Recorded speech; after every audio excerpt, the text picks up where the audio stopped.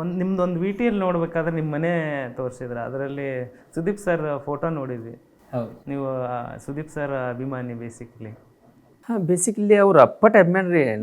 ನಮಗೆ ಎಂದು ಬುದ್ಧಿ ತಿಳ್ತೈತಿ ಅದರಿಂದ ನನಗೆ ಅಪ್ಪಟ ಅಭಿಮಾನಿ ರೀ. ಅವ್ರ ಸ್ಟೈಲ್ ಹಿಡ್ಕೊಂಡು ಅವ್ರದ್ದು ಒಂದು ಗತ್ತು ಹಿಡ್ಕೊಂಡು ಫಾಲೋ ಮಾಡ್ಕೊಂಡು ಬಂದವ್ರು ನಾನು. ಅವ್ರ ಮಾತಂದ್ರೆ ಭಾಳ ಇಷ್ಟ, ಅವ್ರಂದ್ರೆ ಭಾಳ ಇಷ್ಟ. ಅವ್ರ ಪರ್ಸ್ನಾಲಿಟಿ, ಅವ್ರು ಮಾಡೋ ಆ್ಯಕ್ಷನ್ಗಳ ಎಲ್ಲ ಪ್ರತಿಯೊಂದು ಅವರಲ್ಲಿ ಕ್ವಾಲಿಟೀಸಿ ನನಗೆ ಭಾಳ ಇಷ್ಟ ಸರ್. ಹಾಂ ರೀ ಸರ್, ಸುದೀಪ್ ಸರ್ದಂತೆ ನಮ್ಮ ಮನ್ಯಾಗ ಫೋಟೋಗಳು, ಮನೆ ತುಂಬ ಸರ್ಗಳ ಫೋಟೋ ನನ್ನ ಮನ್ಯಾಗ ಅಷ್ಟೇ ಅನ್ನೋಕತನು. ನಮ್ಮೊಂದು ಎಲ್ಲ ಫ್ಯಾಮಿಲಿಗಳು ಮನ್ಯಾಗ ಒಂದು ಸರ್ ಸುದೀಪ್ ಸರ್ ಫೋಟೋ ರೀ.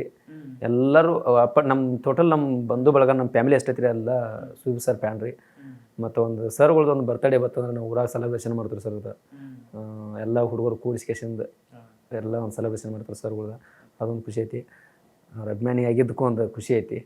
ಆದರೆ ಈ ವಾರ ಅವರು ಎಲಿಮಿನೇಷನ್ ಆದಂಥ ಸಂದರ್ಭದಲ್ಲಿ ಸುದೀಪ್ ಸರ್ ಇರಲಿಲ್ಲ.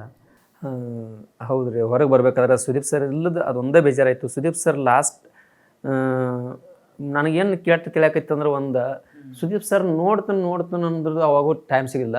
ಈಗ ನೋಡಿದ ಮೇಲೆ ಹೊಳ್ಳಿ ಅವ್ರನ್ನ ಭೇಟಿ ಆಗುತ್ತನೋ ಅನ್ನೋದಕ್ಕೂ ಅದು ನನಗೆ ಸಿಗಲಿಲ್ಲ. ನಂದು ಎಂಥ ವಿಧಿ ಆಟ, ನಾನು ಎಂಥ ದೈವದಾಗ ನನ್ನ ದೇವ್ರು ಎಂಥದ್ದು ಬರ್ತೈತೆ ತಿಳಿಸಿಂದ ಒಂಥರ ಒಬ್ಬ ದುಃಖಪಟ್ರಿ. ಒಬ್ಬ ಒಳಗೆ ಎಷ್ಟು ಬೇಕಾಟ ನೊಂದಿನಿ.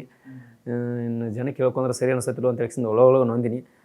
ಹೋಗ್ಬೇಕಾದ್ರೆ ದೇವ್ರ ದರ್ಶನ ಆಯಿತು, ಎಲ್ಲ ದೇವ್ರ ಗುಡಿಯಾಗ ಊಟ ಆಯಿತು, ಒಳ್ಳೆ ಪ್ರಸಾದ ಸಿಕ್ತು, ಒಳ್ಳೆ ನನಗೊಂದು ವಿದ್ಯಾಭ್ಯಾಸ ಸಿಕ್ತು. ನನಗೆ ಜೀವನದಾಗ ಹೆಂಗೆ ಬದುಕಬೇಕು ಅನ್ನೋದು ಒಂದು ನೀತಿ ಪಾಠ ಹಿಡ್ಕೊಂಡು ಒಂದು ಇನ್ನೂ ಕಲಿಬೇಕಾದ್ದೆಲ್ಲ ಪಾಠ ಎಲ್ಲ ಸಿಕ್ತು. ಒಂದೇ ಸಿಗಲಿಲ್ಲ ನನಗೆ.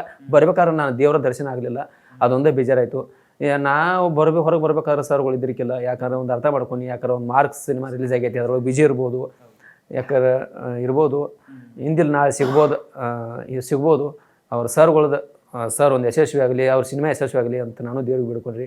ಯಾಕಂದ್ರೆ ಎಷ್ಟು ಕಷ್ಟಪಟ್ಟಿರ್ತಾರೋ ಅವ್ರ ಸರ್ಗಳೊಂದು ಉನ್ನತ ಮಟ್ಟಕ್ಕೆ ನೆಲಕಲಾರ್ದಷ್ಟು ಸಿನಿಮಾ ಓಡಲಿ ಅಂತ ಹೇಳಿ ದೇವ್ರಿಗೆ ಬಿಡ್ಕೊಂಡ್ರಿ. ಸರ್ಗಳು ನನಗೆ ಮುಂದಿನ ಎಪಿಸೋಡ್ ಕಾರ್ಯ ಸರ್ ಸಿಗಲಿ, ನಾನು ಕರೆಸಲಿ, ಅವ್ರ ಜೋಡಿ ಇನ್ನೊಂದು ದರ್ಶನ ಆಗಲಿ ಅಂತ ಹೇಳಿ ಬಿಡ್ಕೊಂಡ್ರಿ. ಓಕೆ, ಬಿಗ್ ಬಾಸ್ ಮನೇಲಿ ಏನು ಮಿಸ್ ಮಾಡ್ಕೊಂಡ್ರಿ ಮಾಡೋರು ಅಂತ? ನಾ ಮಿಸ್ ಮಾಡ್ಕೊಂಡಿದ್ರಿ. ಈಗ ಹೊರಗೆ ಬಂದ್ಕೊಳ್ಳ್ರಿ, ಅಲ್ಲಿ ಒಳಗಿದ್ದಾಗ ನೀವು ತುಂಬ ಮಿಸ್ ಮಾಡ್ಕೊಂಡಂಥದ್ದು ಏನಂತ? ನಾನು ಒಳಗೆ ಮಿಸ್ ಮಾಡ್ಕೊಂಡಿದ್ದಂದ್ರೆ ಒಂದೇ ಸರ್, ನಾನು ಜನ ಮಿಸ್ ಮಾಡ್ಕೊಂಡ್ರಿ. ನಾ ಪ್ರತಿ ಮನ್ಯಾಗ 4 ತಾಸಿದ್ರೆ ನಾವು ಹೊರಗೆ ಒಂದು 20 ತಾಸು ಹೊರಗೆ ರೀ. ಯಾಕಂದ್ರೆ ಜರ್ನಿ ಆಯಿತು, ಹೋಗಿ ಬರೋದಾಯಿತು, ಜನರು ಮಿಸ್ ಮಾಡ್ಕೊತೀನಿ. ಪ್ರತಿ ನನಗೆ ಜನ ನೋಡೋಕೆ ಸಿಗ್ತಿತ್ತು, ನನ್ನ ಜನ ಕ್ಯಾಕೆ ಸಿಗ್ತಿತ್ತು, ಈಗ ಜನ ಮಾಡು ಸಿಗ್ತಿತ್ತು. ಅವ್ರ ಜೋಡಿ ಹಾಡ್ತೀನಿ, ಅವ್ರ ಜೋಡಿ ಕುಣಿತೀನಿ, ನಲಿತೀನಿ. ನನಗೆ ಎದ್ರ ಬರೀ ನನಗೆ ರಾತ್ರಿ ಆದ್ರೆ ಬರೀ ಅದಕ್ಕೆ ಅನ್ಸ ಎಲ್ಲಿಯೋ ನಾ ಇವೆಂಟ್ ಮಾಡತ್ತನಲ್ಲ ಅದಕ್ಕೆ ಅನ್ಸ್ಬಿಡೋದು ನನಗೆ. ಹೌದು, ಜನ ಕುಡಿಯತಿ, ನಂಗೆ ಇವೆಂಟ್ ಮಾಡಕತ್ತನು, ಹಾಡಾಕತ್ತನು, ನಂಗೆ ಜನ ಕ್ಯಾಕೆ ಹೊಡ್ಯಾದೈತಿ, ನನಗೆ ಸೀಟ್ ಹೊಡ್ಯಾದೈತಿ, ಒಳ್ಳೆ ರೆಸ್ಪಾನ್ಸ್ ಕೊಡಾದೈತಿ. ಅದನ್ನ ನಾನು ಜನ ಭಾಳ ಕನಸಿನಾಗ ಬರ್ತೈತೆ ನನಗೆ. ಮತ್ತು ಅದನ್ನ ಬಿಟ್ಟರೆ ನಾನು ಸ್ವಲ್ಪ ಫ್ಯಾಮಿಲಿ ಆಯ್ತು ನೆನಪಾಕಿತ್ತು, ತಾಯಿ ತಂದೆ ನನ್ನ ಫ್ಯಾಮಿಲಿ ಎಲ್ಲ ನೆನಪಾಕಿತ್ತು, ನನ್ನ ಮಕ್ಕಳಾಯಿತು, ಎಲ್ಲ ನೆನಪಾಕ್ಯಾರು. ಯಾಕೆ ನೆನಪಾಕ್ಯಾರ ಅಂದ್ರೆ, ನಾ ಇರೋ ಒಬ್ಬ ಮಗ ರೀ. ನನ್ನ ತಾಯಿ ತಂದೆಗೆ 14 ವರ್ಷಕ್ಕೆ 13-14 ವರ್ಷಕ್ಕೆ ನಾ ಒಬ್ಬ ಮಗ. ನನ್ನ ಜವಾಬ್ದಾರಿ ಅನ್ನೋದು ಭಾಳ ಐತೆ ನನ್ನ ಮನ್ಯಾಗ.